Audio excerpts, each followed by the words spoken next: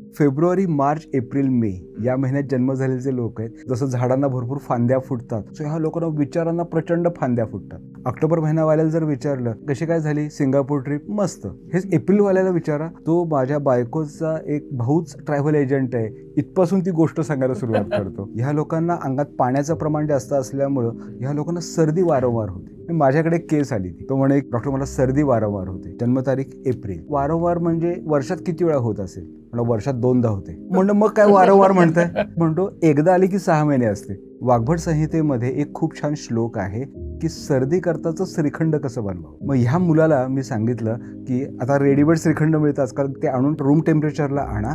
त्याच्यावर साधारण अर्धा किलो श्रीखंड असेल तर त्याच्यामध्ये 1 चमचा सुंठ पावडर, पाव चमचा मीठ आणि चिमूटभर त्याच्यामध्ये दालचिनी हे मिक्स करून अर्धा तास ठेवा. आणि रोज उठल्यानंतरची जी पहिली भूक लागेल अर्धी वाटी तुम्ही श्रीखंड खा. आणि या पद्धतीने त्याला श्रीखंड दिलं, सर्दी कायमची गेली. परत आयुष्यात त्याला ती सर्दी झाली नाही.